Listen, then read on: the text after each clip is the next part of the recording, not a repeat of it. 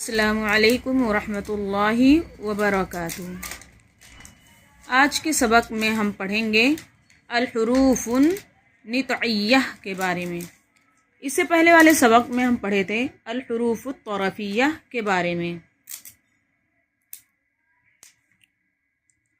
हुरूफ नितइय्यह क्या हैं, ये सीखने के लिए और जानने के लिए आप इस वीडियो को लास्ट तक देखेंगे, जब ही ये सबक समझ में आएगा। आप ये सोचें कि थोड़ी सी वीडियो देख करके और हम इसे बंद कर दें तो हमें समझ में आएगा, तो ऐसा बिल्कुल भी नहीं है। तो चलिए हम सीखते हैं हुरूफ नितइय्यह क्या हैं। ये वो हुरूफ हैं जो ज़बान की नोक से अदा होते हैं। ज़बान की नोक से अदा होते हैं।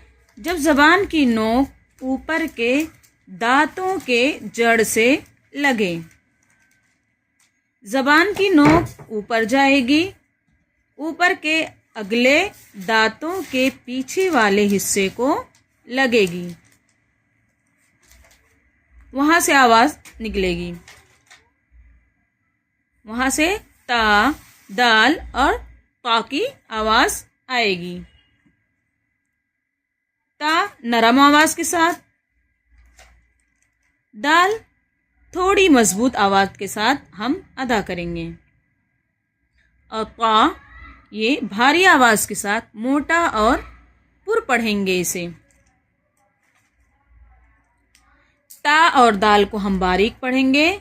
इसे क्या कहते हैं? हुरूफ मुस्तफिला कहते हैं इसे।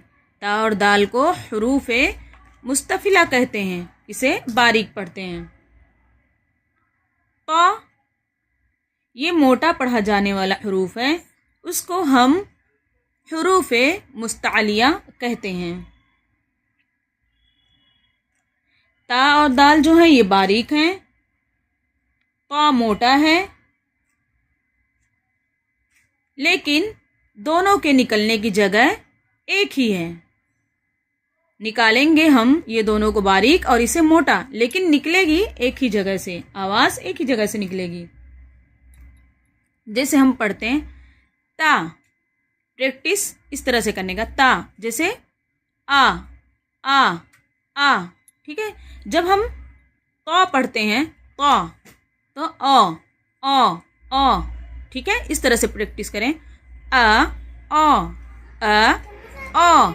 तो इस तरह से जब हम प्रैक्टिस करेंगे तो हमें सीखने में मदद मिलेगी और प्रैक्टिस अच्छी हो जाएगी इंशाल्लाह। इसी तरह हमें मश्क भी करना चाहिए इसकी बार बार, तो हमें अच्छे से अदा करने आ जाएगा। जैसे हम मश्क करते हैं ता, ती, तू, दा, दी, दू, ता, ती, तू। इस तरह से भी करेंगे हम। अत, इत, उत, अद, इद, उद, अत, इत, उत। उम्मीद करती हूँ मेरी वीडियो आप लोगों को समझ में आई होगी, और इस वीडियो को सदक़े जारिया समझकर आगे शेयर करें और सब्सक्राइब करें, और आप भी सवाब के मुस्तहिक बन जाएं।